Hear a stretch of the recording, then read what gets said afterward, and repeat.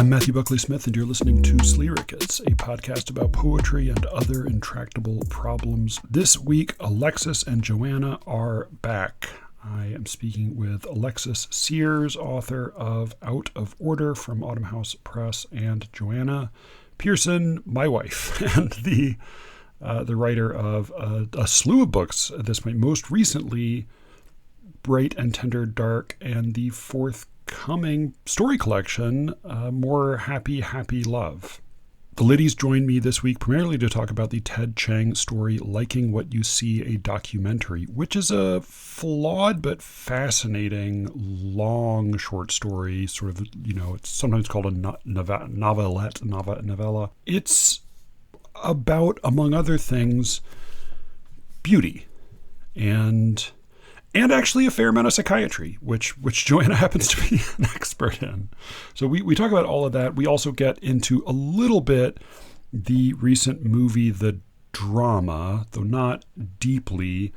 And then Alexis hung around for a Secret Show episode where we get into a few other things, including AI writing, my fiction classes, how Alexis and I approach technology that aids writing that is not AI, as well as touching on a little bit of a recent Substack scandal, though there will be more on that to come in future episodes.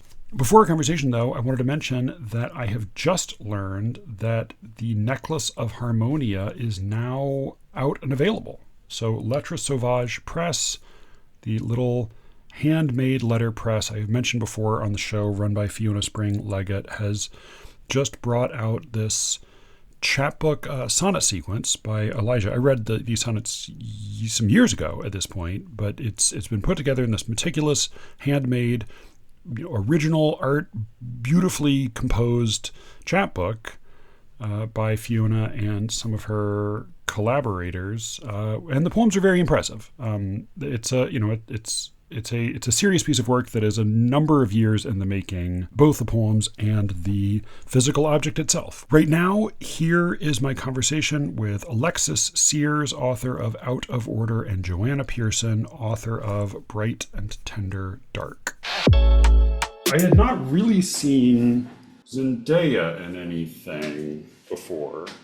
I saw her in, I guess she was in The Odyssey, but she was sort of like most of the actors in that, she was sort of barely in it, Yeah. But I think she's very charismatic. Like, I just think she just has a very strong natural watchability, it's hard to compare anything to Julia Roberts because she's so one of a kind, but it has a little bit of that, just sort of like something comes off her that makes you like her, That's usually how I feel about Robert Pattinson, but I thought in this movie he was just kind of a drip. He is interesting because I think like I would compare him to Johnny Depp and Lupita Nyong'o in that they're attractive, natural leading actors who deliberately take really weird, often unattractive roles. Yeah, pretty much. So I rewatched Donnie Brasco recently, and it's so good. But yeah, I think all three of them. I find him interesting.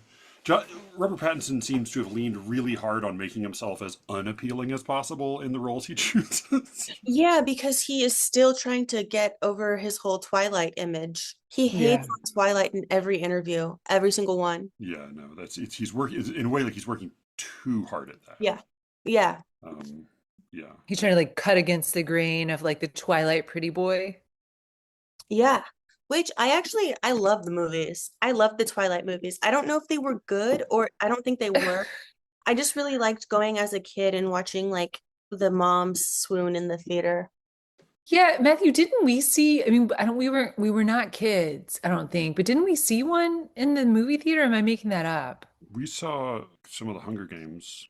Maybe that, or maybe we saw I saw Twilight. Maybe we saw 50 Shades of Grey in the movie. Yeah, that was also, which started as fanfic for Twilight.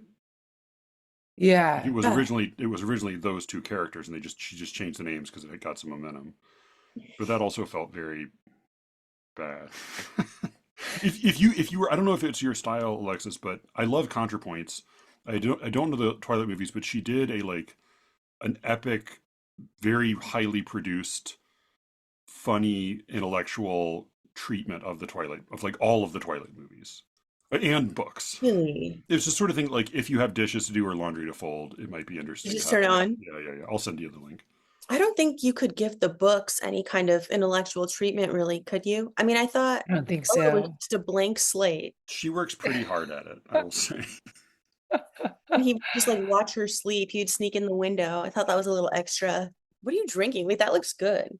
Somebody who told me this, somebody gave me the thing. I used to like LaCroix, Mm-hmm. but then someone told me that a lot of the sparkling waters have what are those like plastic, chemical, whatever it's like stuff you don't, it's in everything, I'm sure, but you don't Is it necessarily. like microplastic kind of Yeah, it's stuff? like you don't Oh, want it. And they were like, so many of the cans have it in the lining. And then someone oh, was like, but one of the brands that's really good is Waterloo. I don't know. Do they have this in California? I think so. Yeah. They were like, Waterloo is really good. It's an unlined can and it doesn't have it. And I was like, well, that's great because Waterloo is the best flavor. Look at this flavor. Do you see it? They have raspberry nectarine.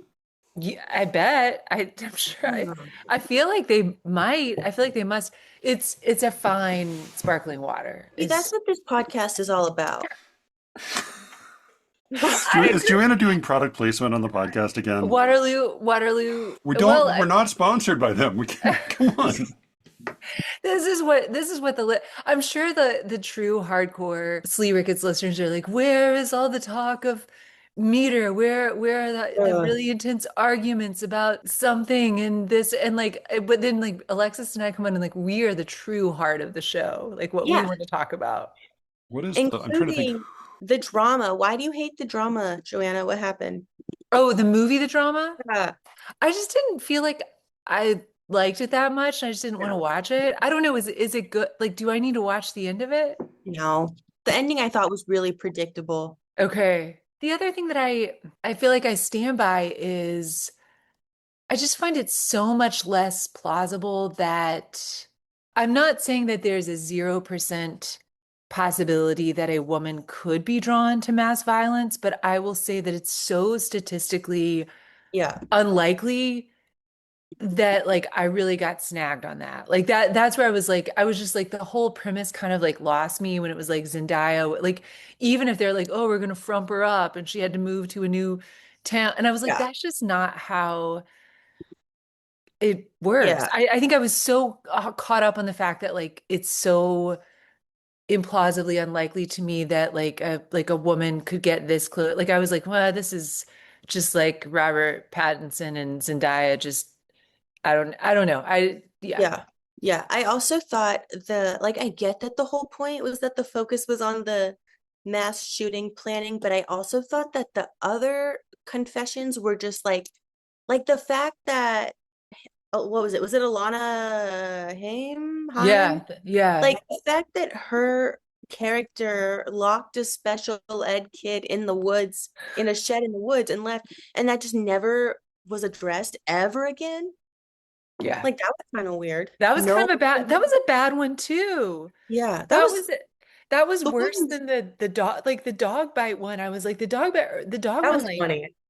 the dog one like I could see how you would like maybe inadvertently do it on reflex because like you're Yeah, in the moment and you're like, "Oh gosh, I'm hiding behind the."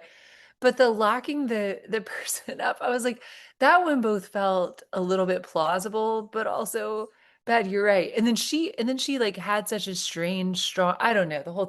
yeah. The whole thing lost me. How far into it did you watch? Did you get to the wedding? How far did you watch the You rest of got. it, Matthew? Yeah, I watched the rest of it. You got to basically the awkward photo shoot immediately after the confession, and that was about as far as you got. Oh, and she kept doing the like, I don't like those cinematic moves where to indicate somebody's mental experience, they like transpose the younger self. Like I don't like that. I Yeah. don't I Yeah, just there was a like I long. don't That was a long montage of those. yeah, I Of those. really I really didn't like that at all. That was another one where I was like I got to go back to binge watching Deadwood, which is what we've been binge watching. So, What's Deadwood? oh, it's good. It's the Western show from HBO from like Oh, the early 2000s. It 2004. takes it's one that had I come into it with less patience, I might not have allowed myself to get into it, but it's been worth getting into. Like it's good. So Yeah, it's David Milch who did NYPD Blue. It has like tons of actors who went on to do lots of other things. Usually, when people discuss the, sort of the best TV shows of all time, Oh, it makes the list. The Sopranos and The Wire is in the running. A lot of people put this one at the very top. Okay. It got canceled after 3 seasons, so it didn't get to fully complete itself. But yeah, it didn't get to, I mean, I think I'm still so devoted to The Wire myself that I don't think anything would ever usurp The Wire, but it's a totally different, it's like two different flavors of ice cream. It's almost like you Yeah. can't even, it's a totally different vibe, totally different feel. Like they're not even trying to be the same thing. So it is really, really, it's really good. But all this to say, like, I don't need to finish. Something amazing doesn't happen at the end of the drama. Do they get married? Doesn't she like storm out they, on they, the they, wedding? they get married, but then at the reception there's a big to do and a big mess, and then they meet. There's like a fist fight, I Yeah, think. I mean, it becomes funny you said predictable because that there's a lot. I didn't predict any of the specific turns, but there's an enormous amount of chaos and Sturm und Drang and blood and upset, but no mass violence. And then at the end, they kind of make peace with each other. So I guess in that sense, it was like, yeah, that's kind of what I figured. I thought They it they was are like married? They're married at They the get end? married. The big blow up technically. happens after the ceremony. Okay. So it's at the reception that there's like the big blow up. And he cheats on her, and that is revealed, I'm pretty sure. So And it's then, sort of an abortive. It's like a sad. yeah. In a way it's worse. It's like if he just had an affair, it would be more respectable. Yeah. In a way, like the line. I think you missed it, Joanna, but like what Joanna and I totally agreed on was that when they catch their DJ doing drugs and they're scandalized by it, I thought it was like Yeah, who the heck she's a cares? DJ. What do you She's like? PJ. I would be worried Yeah, if she were not doing drugs. But exactly. like, That was but the truest line in the whole movie is they fire the DJ and they're both. It's a very badly done scene, and the two of them suck so much. And the DJ just turns to them and says, "You're a bitch and he's a pussy," and leaves. I'm Pretty like, much. I mean, pretty right, pretty That hard to could have been argue the whole with. movie. That's the whole, yeah, yeah, it was true that it's like, yeah, what? Yeah, they fire the DJ if they aren't doing drugs. Like that's them. Yeah, that's, Mhm. oh, I should thought we it was talk about, a little, really quickly, I thought it was a little weird how at the reception, Zendaya's dad is giving a toast and he's like, I still wonder where that gun went when you were whoa. 16. Like, come on. Well, the Oh, that is the weird. implication was that because she got really into gun control activism after that, and so he read it as coinciding with that because she threw the gun away in the swamp Right. when. Like, you're gonna mention that at your daughter's wedding? Yeah, yeah, Like, yeah. No, I mean like, the way people it didn't it felt very much like it was all think piece yeah. and not quite enough character or movie. Mhm. And I do think that's a little bit of a problem with the story we're going to talk about Yeah. today, is that it is a little more of a think piece than a movie. Good Although segue. I have to give credit to Ted Chiang as always, who's both like an excellent writer and just seems like a reasonable and a reasonable person with a sense of integrity as an artist. He was nominated for a Hugo Award Hmm. for this story, and he turned down the nomination because he said, "No, I didn't get it to where I wanted it to be." Are you kidding me? No. So I have enormous respect for him as always, even if I this is not just my want, favorite story. It's just very for the provocative. record, Yeah. if anybody nominates me for anything and I've privately told y'all like, oh, I don't think I quite got it there, just know that I'll be like accepting the nomination. Just Exactly. It's like when Katherine Hagel from Grey's Anatomy turned down her nomination for an Emmy. She, really like, I don't think my character had enough development, or I don't think she earned it. It's the same thing. Who cares? take it, well, so Here's what because you so think.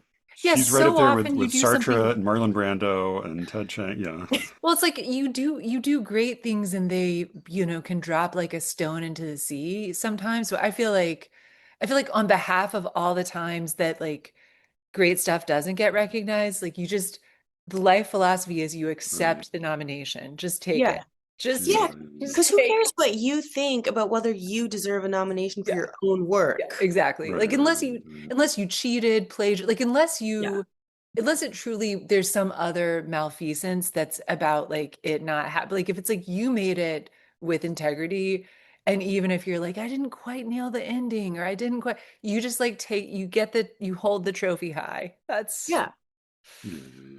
I think like Denzel Washington doesn't think that. I mean, Trinity Day is great, but like he doesn't think that was his best performance. He's just like, all right, they're finally giving me my due. Fine, I'll take it. Good, yeah, take it. whatever. Mhm. Yeah. So yeah, so we read the story at your suggestion, Alexis, which I mean Suggestion, I love Ted Alex. Chiang. We've talked about him on the show before. Never talked about this story. I find this one very provocative, and I just apart from the massive social impediment that you face because of your beauty, Alexis, why did you choose this particular story? Given you thought like this would be a really useful technology for me to just be able to finally live like a normal person. Wait, are we shouting back to the time that Alexis had the fan message from God. I the was just talking about this the other day. I never stopped talking about it.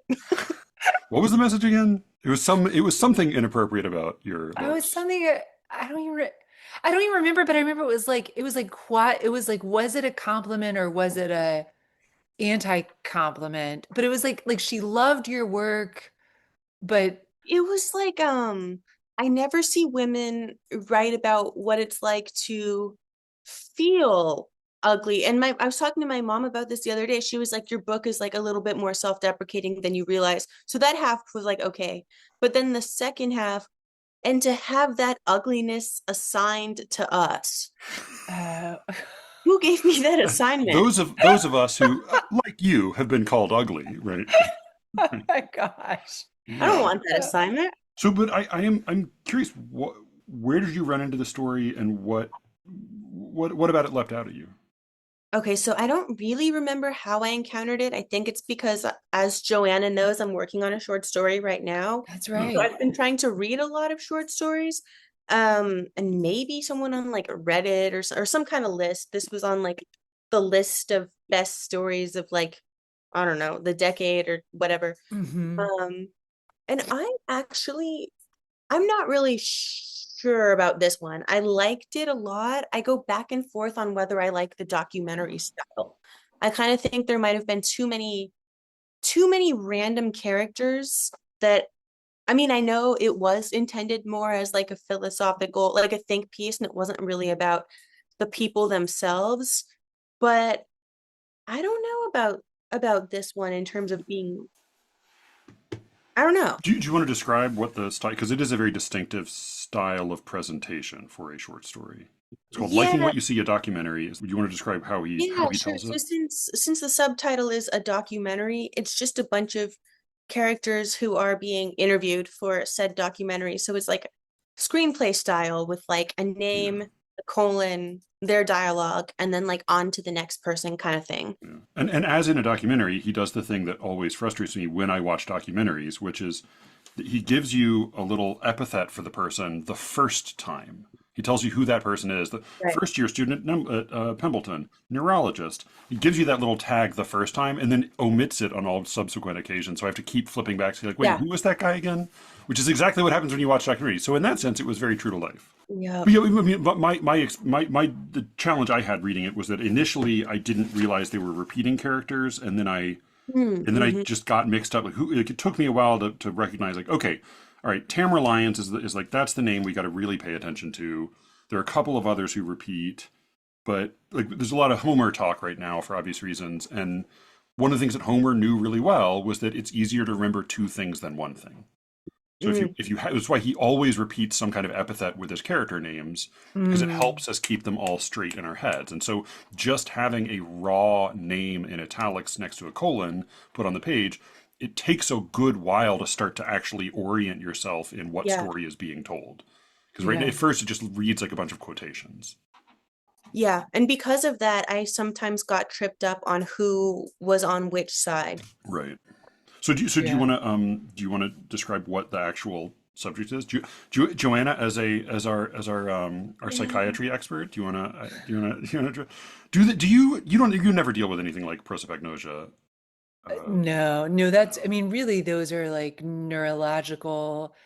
I mean, and yeah, I don't know how one wonders how plausible this would really ever be. Right. No, prosopagnosia is a real condition. Yeah, yeah, But then yeah, yeah. But caliagnosia is yeah, is a what sci-fi Callie, notion. yeah, yeah, yeah. Caliagnosia, yeah. So yeah, the idea is that you can put a little thing somewhere in the brain and knock out people's ability to perceive beauty. It's specifically so it's Kali comes from the root for beauty, but in Fa Greek, but facial yeah, beauty. specifically the beauty of people's faces, of Yeah, human faces. yeah, So because yeah, we have such, like a large portion of our brain is devoted just to assessing faces, facial expressions, recognizing faces, all these things because it's so important to survival as a human. And prosopagnosia is a real condition in which people can see all of the attributes of a face, but they don't have the component that allows them readily to distinguish human faces. yeah. There's a very weird, characteristically Charlie Kaufman-esque movie called Anomalisa, which is about this condition. But you can see the qualities of faces, and you can see sort of the police sketch representation of people, but you can't we don't realize how much that's an additional part of what we it's like when I tried the I was quitting smoking and I tried the non nicotine cigarettes, and it was like a very clear, it was like, oh, I don't like smoking, I like nicotine. And I think when we're we think like, oh, I know all of the features of your face, I know what you look like, but we don't realize there's like a special tool we have in our brain for like recognizing that it's this particular person. Yeah, yeah, yeah. So I think it's about that and like people who've elected to have like their children have it where basically they've turned facial beauty off, and then it's at a college where they are debating having the entire college sort of adopt a like a beauty unaware policy. But Mandatory, I think it's everybody would have to have the treatment, so yeah, but nobody at the it's also about I think it's also about the idea of advertisers yeah, and manipulation. technology being able to sort of like super face tune up and kind of like create a supernatural level of beauty that kind of like hijacks everybody's attention and interest because there's a little turn in the story that comes later. So it's like sort of Yeah, about recognition of beauty in like a basic way, but also about a kind of like skepticism and distrust about like the ways in which technologies can sort of like heighten and I don't know, like make things like almost like flavor scientists make food that's like too delicious and too addictive, like that with beauty. I'm saying that yeah. Well, badly. so this is the. I mean, I think it does have faults as a story, but as a thought experiment, it's really well worked out. And part Hmm. of how he does it is he sort of introduces this basic premise in starting with the perspective I think most of us initially have, which is, ugh, like turning off your ability to perceive human beauty. What an awful, like what a gross, unnatural thing to do. And there's a character who feels that same way. She's grown up with this and she's desperate to get it turned off when she turns 18. And then just continues to turn the screw and give additional complications. And one of the complications is a speech made by a guy who's working in on behalf of this treatment, saying basically that recognizing human beauty is not in itself a problem. The problem is that advertising companies or advertising agencies and the cosmetics industry has taken what would normally be a pleasant little stimulus and turned it into cocaine. They've Hmm. refined and exaggerated it, and made it a person a 1 in 10 million face becomes the face you see all day every day, Hmm. and it's heightened to the nth degree by all these cosmetic measures, digital and otherwise. It does, especially the way the story ends, which he continues to find new ways to turn that screw in both directions. Which sounds like he's just leaving it exactly where it stands, because that's where the metaphor breaks down. But I think what it really brought to mind was current problems with AI. Yeah. This was Yeah. written in 2002 or published in 2002, but it is remarkably prescient. Like there Yeah, were that's only where a it feels couple really spots prescient. where it felt like the least realistic moment was where a teacher at Pembleton, I guess in 2002 it would be less remarkable, but like a teacher at Pembleton says, "This is political correctness run amok."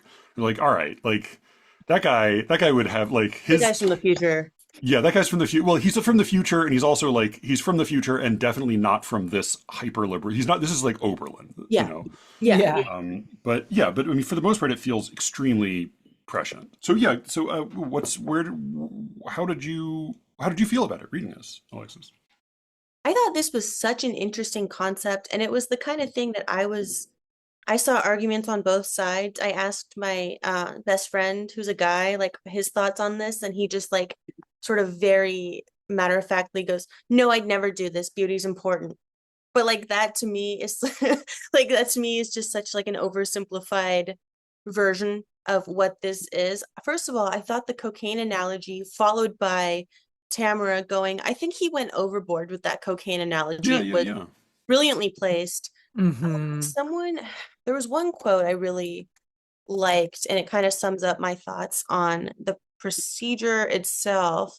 Okay, so somebody says, maturity means seeing the differences but realizing that they don't matter. There's no technological shortcut. And that was kind of my view on this whole thing. Yeah. And I know the words like blindness and like we're being infantilized and all that stuff was thrown around too.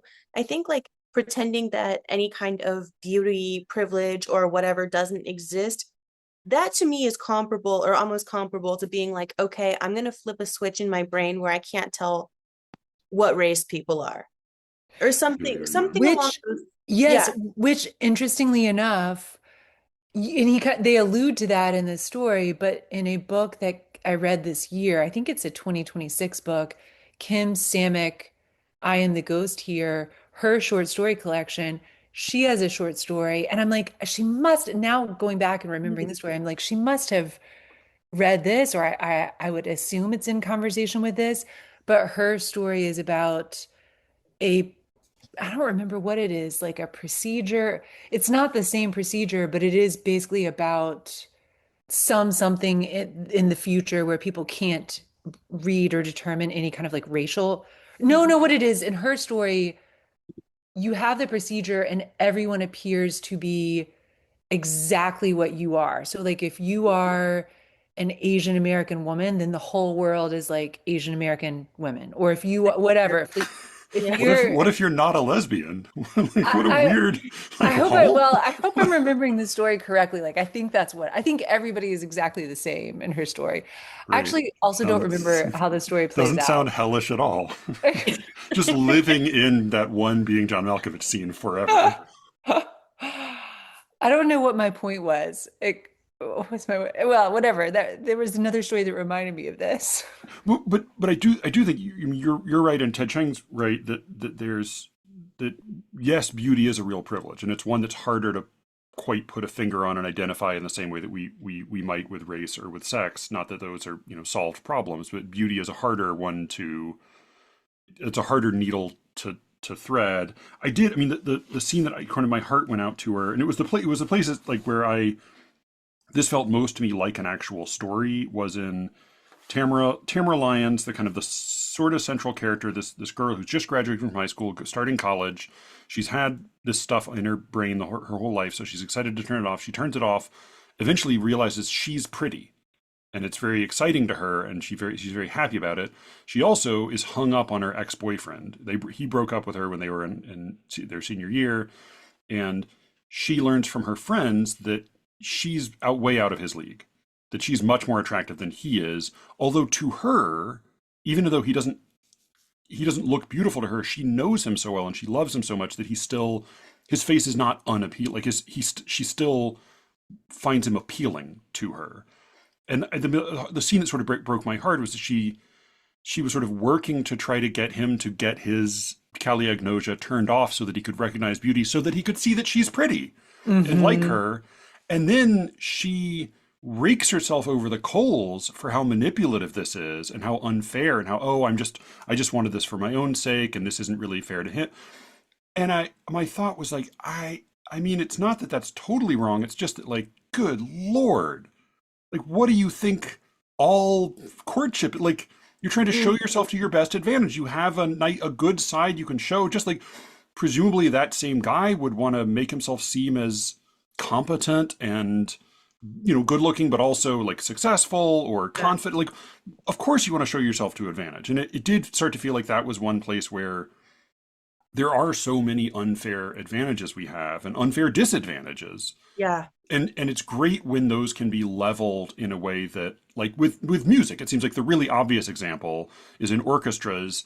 There was an adoption some years ago of every audition happens behind a screen. You just cannot see the Right. musician at all. And to me, like that's a very straightforward case of like, okay, you will just get the Yeah. better musician that way. Yeah, And so yeah, I think there yeah. are definitely cases where that sort of treatment can be really, really beneficial. But Hmm. also, I think that we are to some extent, well, like, I don't think we're like an avocado with a true stone of who we are in the center. I think we're onions. I think like we are the sum of our fair and unfair advantages and disadvantages. And if you shave and peel everything away, I don't think we have an essential soul in the center that is our true self. Like, what would you choose if you were choosing just the true? It feels a little bit like there are abuses of power, there are abuses of all sorts of things, but when there are arguments about like, oh well, he only likes me for my looks, she only likes me for my popularity or my riches or my power. It's like, well, what do you think people like each other for? They Yeah. like each other for big, messy combinations of reasons. I don't know that there's a what is the true stone fruit, self that would be the fair thing to prefer. So you would definitely get it, is what you're saying, Oh my Matthew. God, I couldn't Do you know, unget it fast wait, enough. did y'all turn to the back of the book though? So I agree I was that was shocked very, when I read that. Yeah, yeah. So the back of the book, Ted Chiang, did you read it in his book or yeah. online, Alexis? Online. So what did I So in miss? the back of in the back of the book, so I read it, and like the trouble with me, unlike Matthew kind of knows his mind, and the trouble with me is like when I'm reading a documentary style story, like I am kind of like a little bit in agreement with whoever I'm currently reading. I'm like, oh, that's a pretty good point. Well, that's a pretty good point. Like I kind of am like, oh, you're compelling me. I like go along, but in the end, I like do ultimately agree with Matthew's "We're not avocados," but Ted Chiang in the back is like he basically says, "Oh, if this existed, I would totally try it. Yeah, yeah, yeah. Hmm. Like I would turn off. Like yeah, I would. Yeah. He is intrigued by it." And the way he frames that, like the paragraph leading up to that, is even more confusing. So he says, any discussion of beauty's advantages is usually accompanied by a mention of the burden of beauty. I don't doubt that beauty has its drawbacks, but so does everything else. Why do people seem more sympathetic to the idea of burdensome beauty than to, say, the idea of burdensome wealth? It's because beauty is working its magic again. Even in a discussion of its drawbacks, beauty is providing its possessors with an advantage. I think he's overlooking all the ways in which we do implicitly find the burden of wealth sympathetic. And like I would say the primary argument for that is the fact that everybody implicitly believes in a meritocracy in this country. Like that's Yeah. there's wealth using it, working its magic. But he seems to like he gives a hearing to the worthwhileness of beauty as an attribute by way of acknowledging that it might have deficiencies. And you're like, well, no, that's not like the reason. Like beauty is its own reason. Like the reason to Yeah. to value beauty is that it's beauty. It's not because it's fair, not because it's also hard to be beautiful, but because it is a good in itself. And as is true Well, for so many other things that are unfairly distributed. So when I read it, Matthew, my first thought to when I read it, I was like, oh, it was Ted, is Ted Chiang like reading it? I like how you went to like a lofty whatever, and I was like, oh, is Ted Chiang just kind of terribly ugly? But No, then yeah. and Yeah. so I looked him like a up, and nice looking guy. he's a fine looking guy. Yeah. Yeah, like there's not like so then I was almost like more perplexed because the way like when I read it, I was like, oh, have you lived your life sort of like being on the wrong end of this? And I would say like, I mean, he certainly, I just Googled him just now to fact check myself. Me too. He certainly doesn't have like a burdensome level of beauty. There's no doubt about that. But he's also not burdensomely something Yeah, where yeah, you would yeah. stop on the street and be like, he's just kind of like he's like right in the middle. And I It was gonna say seems like to he me. also worked in IT before this, so I would say like he for IT Oh, and he was a 10. sci-fi, he's a 8 to Oh, 10, he's right? a Like 10 in IT. like and in sci-fi Oh, too. Sci-fi is is yes. Oh not my God. Yes. there are some attractive sci-fi writers, but it's he No, seriously, like Ted Ching, if you're listening to this in the world of sci-fi and IT, you're a 10. You're a 10. Just But I did find that one of the so he has an insane paragraph from a student who's the pro ugliness advocate. Oh, the one where Who's totally nuts. she's like, oh, you have Yeah. to just go, you have to beat beauty at its own game. That was the Yeah. She strangest says, one. "Yeah, I got my nose taken off." And she says like, "Yeah, if there's me and a beautiful woman on the street, people are looking at me more than her." And I'm like, Oh yeah, when she says, I like yeah. to freak people out, like I love ruining someone's appetite when they're eating. I get more attention than beautiful people do. Oh, S- That Yeah. was interesting. And to be honest, I feel like I've seen some of that in real life where yeah, people who are not yeah. good looking are just like, okay, I'm gonna lean into I'm gonna it. lean into it. I'm gonna get Yeah. 80 piercings. Yep.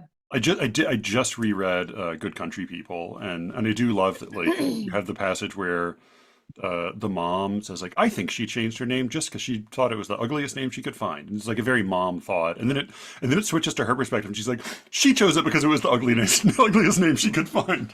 She's deliberate. She is doing exactly what her mother thought. But then one of the parts I thought was most sympathetic was the freshman kid who was ugly.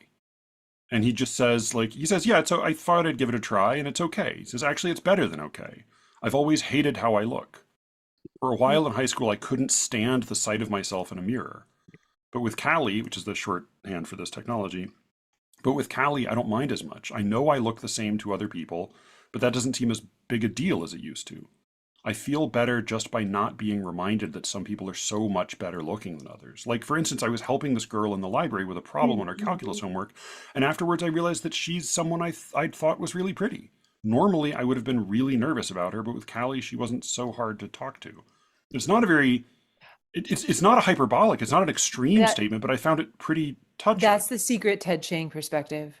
I think probably so. That's I my think probably it theory. That's is. my theory. I think that's Yeah. the secret. That's when, like, when he, because like that's got to be the explanation in the end. When he's like, I would try it, and then I go look at him and I'm like, that's the secret one. Is that like he's the nervous IT guy who's like, oh, if this were just, if it were stripped away, like maybe I would feel less anxious about going up to whoever. And that's my theory. There were times when I was reading this story and I just kept thinking, yeah, it's very obvious that this is written by a man because I think a lot of the men in the story were the ones who were so uncomfortable with this idea. And it touches a little Yeah. bit on this with the advertising. People act as if, when people use phrases like pretty privilege to describe a woman or whatever, there's so much pressure on women to look good and it's so Yeah. expensive. And if anything, it's like a currency, it's like a responsibility. If you're a super overweight, ugly woman, there are studies, you are probably going to be Yeah. treated worse, or Yeah. you'll be less likely to get the same job as someone Lower who's, wage. yeah, Yeah. yeah. And I think that is kind of something that never, I don't think just in general, and this is obviously like not true of everybody, it's kind of an overarching generalization, but I think in general, especially with a lot of this like red pill incel kind of stuff on the internet, I think the phrase magic spell is used in here also. It says, Yeah, yeah, yeah, yeah. it says, Mhm. remember when I was talking about beauty as a kind of magic spell, question mark.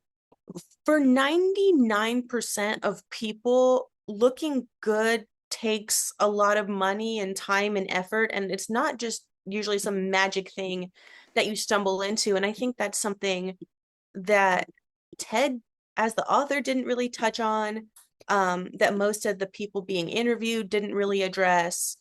Yeah. And you know what I mean? Like Okay, That's a that good it's point. funny because I big think I think oversight. you're right, and I think Yeah. probably like he overemphasizes the upper end Mhm.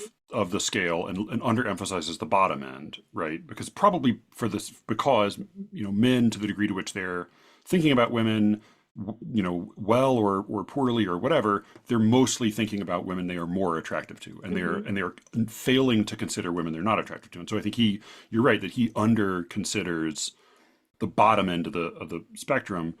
It's funny. I do think that you're right that he doesn't really give he doesn't pay much attention to all of the labor that goes into Yeah.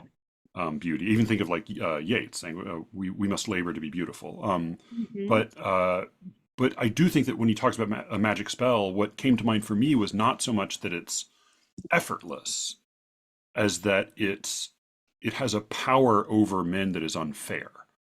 that, and I think like to me, it's also like a very early modern sentiment. Like it sounds like Yeah. Hamlet. It sounds like a lot of even like late medieval poetry, where like the, for it's dishonest for a woman to use glamour to, Mhm. to trick men with her appearance. And I do think that there's a very old strain of misogyny that follows that line of thinking. So I think that's Yeah. very right.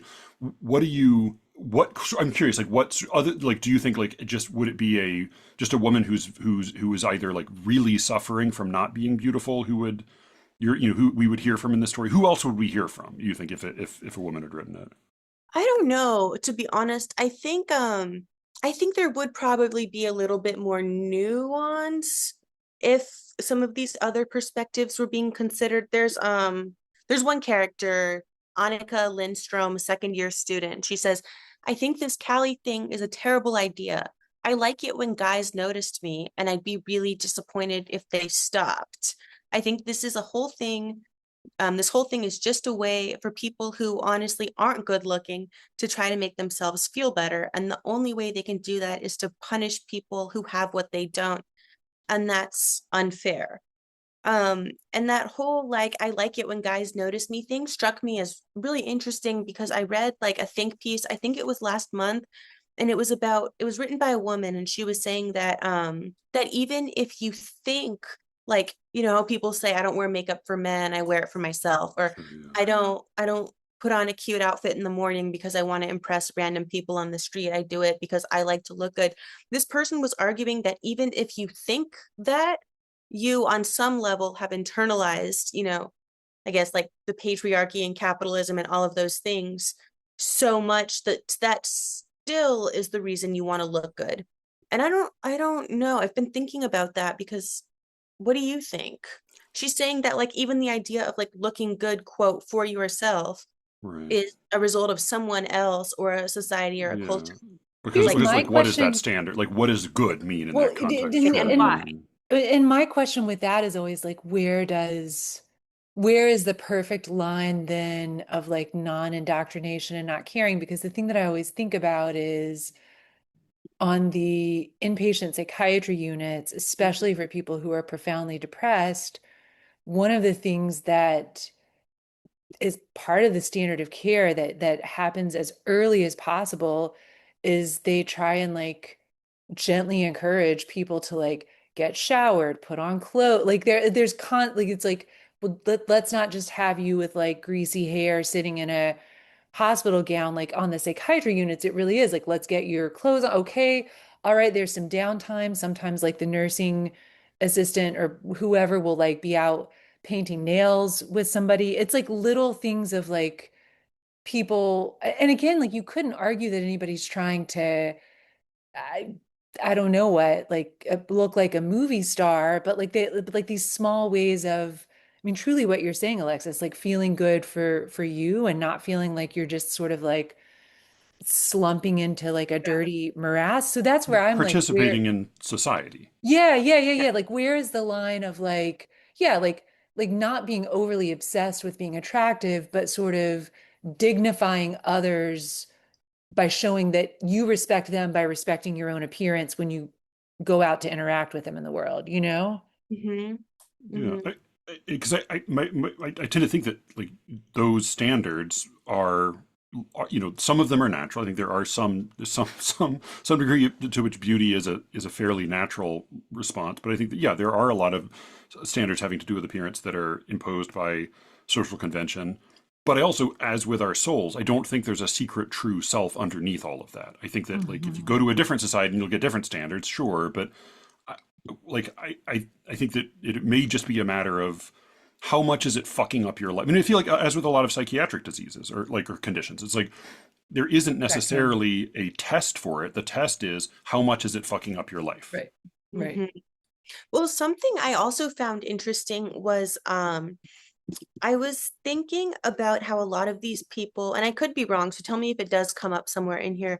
There's a lot of, you know, um, just the whole idea about how she wants to get her ex-boyfriend Garrett back by kind of winning him over again with how she looks. A lot of what didn't come up and I think is something, that I would think about if I were deciding whether to get Callie or not, is things like aging and things like how your Mhm. beauty is going to, Mhm.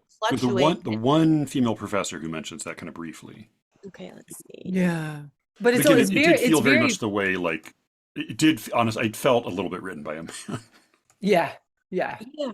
And I also think, oh yeah, it says, I'm sure it would have spared me some of the distress I felt Yeah, about growing older. But I also think like if you are having your child have this procedure done, like it includes that example of the child who had burn marks and ended up winning. Okay, it says, I saw a class of 12-year-olds voting for class president, and they elected this girl who had burn scars on one side of her face. And I thought, this is the kind of environment I want my daughter to grow up in. If you are in an environment where everybody has Cali, sure. But when that person is surrounded by people who don't have it, and maybe they're being, not treated as well, or they're experiencing some kind of ostracizing that they've never experienced before, how would you as a parent explain that? Be like, okay, well, it's actually because you're ugly. You know what I yeah, mean? yeah, yeah. No, I mean, We I are going to think start to reflect, totally. I mean, why, that's it's yeah. like if I had, I mean, again, it's like if you want to find a moral exception to test somebody's principles, apply it to their children. And I think like Mm-hmm. if you like if I've had a child who had terrible disfigurement, I it would be very hard for me not to want to enroll that person, like the child in one of these Mm-hmm. schools where there's Cali or everybody's on Cali. I mean, it's like the death penalty thing, right? Like I don't believe in the death penalty. Like, how do I feel if we're talking about somebody I love? Then that Right. that's a different question. Yeah. Yeah, I did. I mean, so as a what did you think of it as a story? I thought it was really fascinating. I totally understand, the award nominations. I don't understand turning down the Hugo nomination, but I think this was really interesting in the way that it kind of allowed us as readers to really think about something that doesn't have a clear answer. You know what I mean? And even with some of these minor complaints I have about, like, oh, this is very obviously kind of through a male perspective, maybe. I think a lot of it felt pretty realistic. I love the part where Tamara says something like, the part where she catches herself in the mirror. Okay, there's, Yeah, yeah, yeah. I saw this girl looking at me and I thought she's really pretty. And then this will sound really stupid. Then I realized that this wall in the snack bar was a mirror and I was looking at myself. And kind of Yeah. going off of what you just said, Matthew, about like how you can logically think something, um, but then also kind of feel a certain way that definitely might like contradict what you logically know to be true. Because, like, when I read this, I kind of really felt like I could envision her sort of, um, her just how happy and excited she was to see herself in the mirror. And I was like, okay, like this sounds cool. Good for her. You know what I mean? Yeah, yeah, yeah. You know what it made me think of, Joanna? It made me think of your like heartbreaking little story about being a little girl in it with chickenpox. Oh, You had chicken pox? no, we can tell it. We can tell We that both story. had. I Yeah. think. Did you not have chickenpox, Alexis? No, Oh, can you did you believe get the that? vaccine? Oh, because the Yeah. vaccine came. Oh no, we both had it. It's When awful. did the vac? I'm trying to think if my sister Hmm. had chicken pox because Alexis, you're a several year. When were you born? 1990, 95. 95. Oh yeah, okay. My sister is born in 1990, and now I can't remember if she had chicken pox or if she. My brother did. He was 90. Okay, so I think Adrian still had. So you escaped You from the chicken slipped in. pox. That's great. That's terrific. Yeah, because our girls No, got spared it as well, which is oh wonderful. yeah, no, it's terrible. So remember, well, and it was still the thing where like, I remember one of my middle school or high school classmates hadn't gotten it, and the older you were, the sicker and more dangerous you got. So when we were young, you would almost like purposefully just be like, all right, let's go ahead and let Yeah, all the yeah, kids yeah. have chicken pox because it was, Bundled my sister and me together. So yeah, because it was like better to just like go ahead and get immunity and get it over with. And it was better to have when you were little because you tended to have a less severe case. You were more likely to get like pneumonia and whatnot when you're older. But I remember when I had it and the like this, it's just all over your body and you have those scabs and you they last forever. And my nanny had this neighbor, and the neighbor was very like, I mean, I say fancy. They're all small town North Carolina. In my mind, my nanny's neighbor was like a fancy lady. She was very petite, very tiny woman, like 4'11" or 4. She was a very small woman, and so she would always give me or give to my nanny to give me these like glamorous. In retrospect, I realized they were like glamorous nightgowns and whatnot, and like high-heeled shoes, but she wore a tiny size, so they were perfect dress up clothes. And so I would just have these like silky, beautiful glamour dress nightgowns and things. And I was at the point of chickenpox where I was like feeling better, but I still had chickenpox all over me. And I was like playing, and I got on this beautiful, I just thought it was the most glamorous dress, like 1920s. It was like silky and soft, and I had on my shoes, and I thought I looked so beautiful. And then I accidentally walked by the mirror, and I just saw the chickenpox just all over. And I don't remember if I started crying. I think I may have started Mm. crying. It was just like a shock, you know? Oh. Ah, You're like Andy Cramed and Deadwood. I Yes. apologize. So I would definitely not get this. Joanna, you would hem and haw and then not get it. No, I wouldn't him and haw. I wouldn't get it, but like when I'm reading Ted Ching's story, I'm like kind of with everybody's opinion till the end. exactly. Yeah. Okay. Yeah, and then Alexis, you think I ultimately, I think I actually do think I would go back and forth and then ultimately decide not to do it. Yeah. I think especially if you've grown up like, 18 years not having it or, having it, I'm not sure turning it off at that point in your life is necessarily worth it. I mean, especially, what's his name? The ex-boyfriend, Garrett. Garrett has it turned on, doesn't like the way he looks, and then turns it back off. To me, like, the damage is kind of already done. Yeah, I agree. I agree. I Like, he agree. stopped. I would, Yeah, well, I mean, yeah, that's why I wondered about what you're calling the Ted Chiang perspective, the kid in the library, that he feels like it, even when he's not looking in a mirror, he feels more okay about it, about himself, because he's turned it off. But it sounds like in that case, it's as much because he's not recognizing in other people. And so much of right. how we think about ourselves is, we have mirror neurons where we literally will mimic people's expressions, but so much of how we think about ourselves is we don't, I think, again, like we don't realize how much of that is stirred up and shaped by constantly perceiving other people around us, which is I, partly I why, like, when people are stuck in the house and never leave, they start to neglect their own appearance. I think that's right, and I think that's definitely how Ted Chiang thinks it would work. But I feel like Alexis is getting at a thing that I wondered about, which is more like a little bit more like Bubbles Pandora's box, burst. where like Yeah. like once you've it's almost like once you've had like when you're like a little tiny toddler and like little tiny toddlers just like are like running around naked and they don't care. And then at a certain point you get like pre-adolescent or adolescent self-awareness and self-consciousness. Like that's how I wondered if it would be like where once you could perceive the differentials in beauty, even if you turned it back on, would Yeah. it be less about mirror neurons and more about like, okay, you now have this awareness that you can't do away with at that point. I wondered. That feels intuitively right to me, but also I think Philip Dick's right in Do Androids Dream of Electric Sheep when he has the huge anti-AI advocate who's railing against all the evils of AI on the radio, and he has this huge following, and everybody is really riled up by him, and it's this major political religious movement. AI is evil. We have to get rid of all the androids. And then it becomes publicly and indisputably revealed that he is an AI. And then everybody just continues as normal. Like, it's just like everybody just goes into a mass denial together and pretends it never happened. And to me, like that, there's something like it's the way I feel at the end of every movie now, where like a journalist exposes the secret government conspiracy and the Yep. whole, and like the regime changes and everything is brought down and justice prevails. And I think like, well, more likely everything just keeps. It's like, oh, Edward Snowden exposed a horrible set of breaches in the government and like extreme overreach, and Julian Assange pointed out that we were just murdering civilians, and we kind of grumble and then everything just goes on like normal. So I don't know. I think like unfortunately, even though that is my feeling, and I tend to be obsessed with like, oh no, I know the terrible truth and I can't not know it now.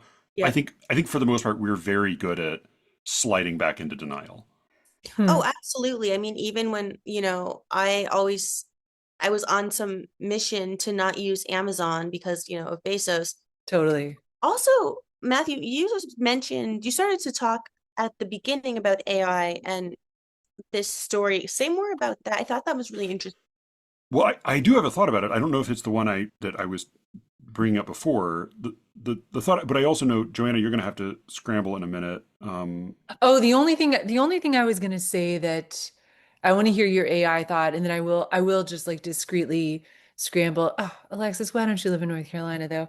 Um, Oh. the only other thing I was gonna like, It's just her bu- beauty is overwhelming you. That's You wouldn't like her that much if she were if you could turn your Calignosia on.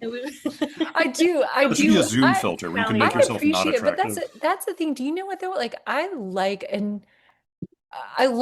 when I like people, I really enjoy all their positive attributes. And so it's like when I like people, I'm like, what if like I like to bask in their beauty included. I Yeah. mean, you know what I'm saying? Like it's like I wouldn't if I like someone well enough, it's like Tamara Lyon's boyfriend. Like I will if I like them well enough, I'll find something to be charmed by in their presence. But if I like them and then they're really beautiful, I'm just like, oh well, let me just take pictures of you and your beauty. Let me laugh at your funniness. Like let me just like Yeah. Well, so some I'll say I appreciate Alexis's beauty. I savor it. uh, But I do wonder, Los Angeles versus North Carolina versus generational, whatever. It did make me think about the Gia Tolentino article that was recently in the New Yorker.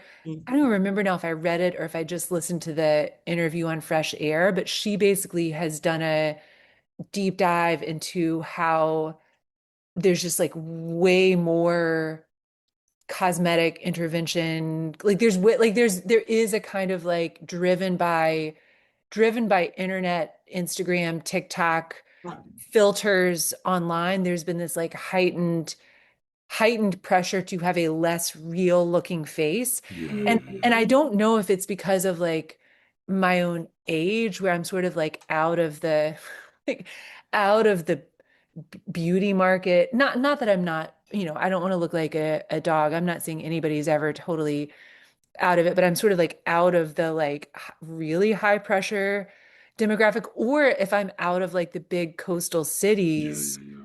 I wonder like so I'm curious, Alexis, as a person who is younger and who's in Los Angeles, do you feel like whatever it is that Gia Tolentino is talking about, do you feel like that is more present, ubiquitous, like outside of like movie stars and whatnot? I feel like 99% of my like physical insecurities or whatever, regardless of where I am in real life geographically, it's all from the internet. Mm-hmm. Mm-hmm. Almost all of it. Because I look around and you'll see like good looking people, but they're normal good looking. It's when I'm on the internet where I'm seeing like you're so inundated with, like you're saying, these filters and all of Yeah. like bizarre surgeries and face tunings that like I start to think, why have I never seen anybody who looks like that in real life? But there's Yeah. so much of it that logically, I mean, even my like one of my most physically beautiful friends, she told me that she like does so much quote face tuning before she Really? put pictures up online. I don't even know how to do that. Me neither. No, maybe that's why my pictures all look so bad. Maybe if I maybe no, seriously, like anytime somebody like I mean my own mother even jokes about it, how like I'm kind of like she's not saying like you're a beast, but she will be like, "Oh, you're kind of like anti-photogenic, Joanna." Like I just kind of am like the camera comes and I'm Matthew can attest to this There are, too. but that's a real phenomenon. Like there are people who are, we were talking about, like Deadwood's a great example of a lot of not attractive people who are great, like Very fascinating to photogenic. watch on Yeah. camera. But there are Yeah. people who are the opposite. Like I Yeah, think well, like I'm you one of were them, but I should learn. my beloved beautiful wife. I think you were better in person. I think so too, but I think I should all this is not the take home message that Alexis is trying to say, which is like I should Photograph learn actually, like photography is like Calignosia for you. I Right? should It learn like hides all of your. 5% face tuning. Like if I learned 5%, if other people did like 5% less and I did 5% more, it would sort of like even out maybe. Wait, I have a quick question for Joanna because you said you had to Yeah, scramble. yeah. Okay, quick question. So something I've been thinking about throughout this discussion is that it's talking about like how Callie turning Callie off would let people like recognize whether faces are beautiful or not. But something I wonder about, and I have a question for you, because, as a psychiatrist, a lot of people who are beautiful, maybe they have some kind of body dysmorphia, they're insecure or whatever. Do like if Callie were turned off, how would our perceptions still be kind of wrong or off or influenced by our own inner stuff? Because like Joanna, do you ever work with people who have like some kind of body dysmorphia issue? Because something I've always wondered, and I don't really know how to phrase this in a way that doesn't make me sound awful, but like, is it body dysmorphia, or are you just insecure because you don't actually look very good? Like, at what point does it become a Right. mental illness versus like a normal Right. thing? I mean, I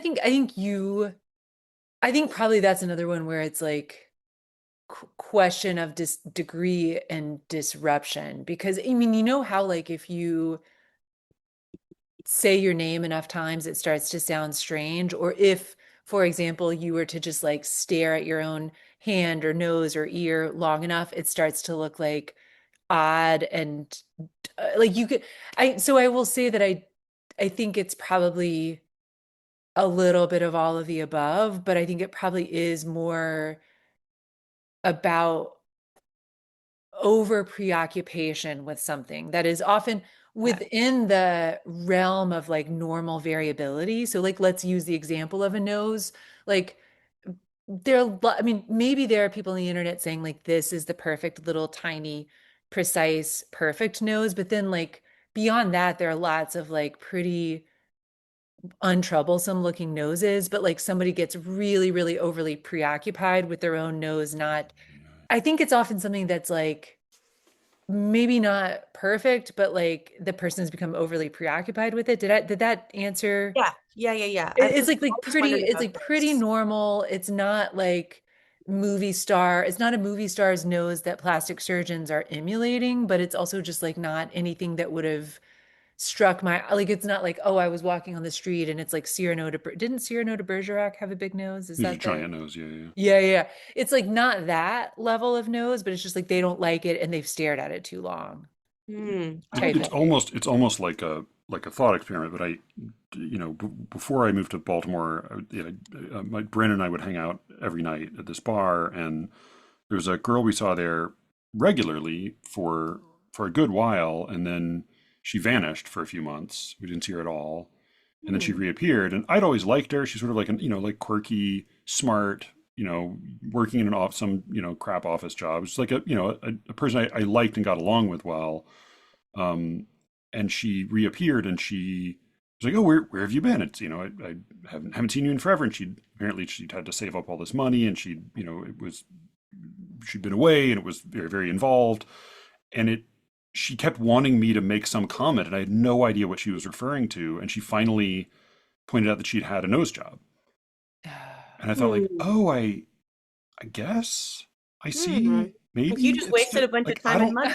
I just liked you. Like, I don't know. No I one didn't in the like, I bar never thought noticed. about your nose as being anything in particular, but like it had Yeah. clearly had been, she'd been totally hung up on it. So I Yeah. did, before, I know you've got to run, Joanna, but I did want to ask you just because you're a doctor about the paragraph I found sort of interesting toward the end of the story where he continually goes back to this neurologist, and the neurologist talks about all of the benefits and challenges of chalagnosia, and then he says that he's tried it once but he couldn't adopt it long term if for no other reason than that I see patients. And then he explains, he says, there's a slight interaction between caliagnosia and the ability to gauge a person's health visually. It certainly doesn't make you blind to things like a person's skin tone, and a caliagnosic can recognize symptoms of illness just like anyone else does. This is something that general cognition handles perfectly well, but physicians need to be sensitive to very subtle cues when evaluating a patient. Sometimes you Oh. use your intuition when making a diagnosis, and caliagnosia would act as a handicap in such situations. I know you're a psychiatrist, but you've done various kinds of medicine. How does that strike you? I mean, I think that it makes sense. And it's also the root of it's not everything, obviously, but I mean, that is, of course, the root of what establishes our sense of beauty, right? Like Yeah, yeah, yeah. fitness, Health. freedom Yeah. from disease, health, whatever, like something like reproductive, like there is something, I mean, just like when we think about like what like beautiful, delicious food. We're looking for like beautiful colors, free of rot, free, like we're looking for sort of like things that like the appeal of beauty is, I think, somewhat tied to the I mean, somewhat loosely tied to Yeah. like things that are that are Beneficial to evolutionary healthful. I mean, survival. yeah, yeah. So I think that there's, I mean, which again, is not to say that it's everything, but I think that I was glad that he acknowledged that kind of like tie that Yeah. is there.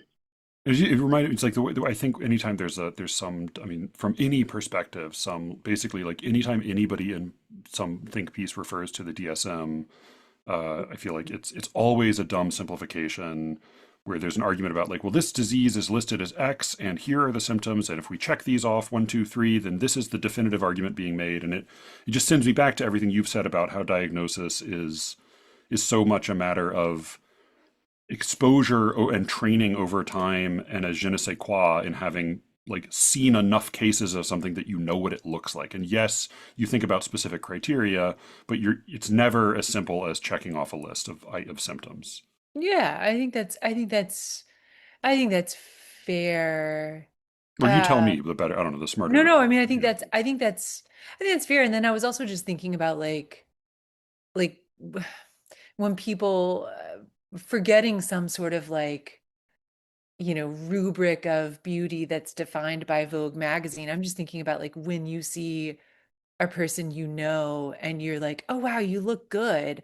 Often what you're responding to is like, oh, you like they look like they've, you know, they've been sleeping well, they're hydrated, they're like there is something like like for every individual person, like we all may, you know, max out at a 10 or a 5 or a 4, whatever the case may be that Yeah, like yeah. somebody on Reddit would rate us, but we still within that like we still, It's you know, not where we should go for, I know, I know, I know. But it's like still within that, like when we look our best, I think it's often when we are sort of like, you know, hydrated and rested and happy. And so there is that tie-in.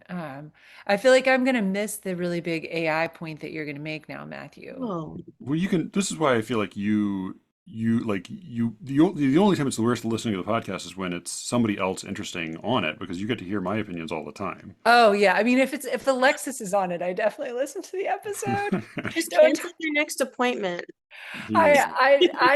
I have to slip off, but I will make sure I get the last little bits. Yeah. Well, and there's yeah. I can tell you more nonsense later, but yeah, I'll talk to you.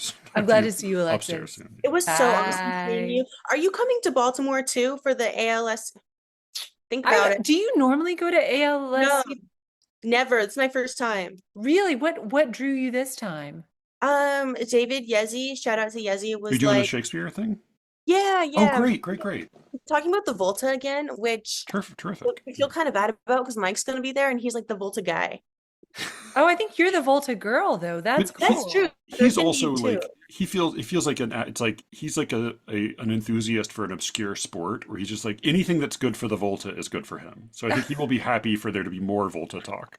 That's Tell true. David Yezzi I'm so offended he didn't invite me to talk about the Volta. Just kidding. Just kidding. I don't want to go to ALSCW. I'm just I would love to go see you guys. I don't know why I wanted to give David Yezzi a hard time on here for not I always want to give David Yezi a hard time He is a pretty in a good good way. sport about all of it. All right, invite me next time, David Yezzi, and I'll The talk thing is, if about you say that, he will invite you, and then no, you'll say no, like, no. "Oh no, I don't want to write a paper I about don't have anything Shakespeare." critical. I don't think like well, I have lots of critical things to say. I don't have anything critical by what they mean to say, if you know what I mean. I was going to say, unfortunately, people have asked me to get you to write papers for these things, so I don't write papers. You can just tell them I yeah, don't write papers. right, I don't write. I like. yeah. I will talk about a show. I will talk like, but I will not write a paper.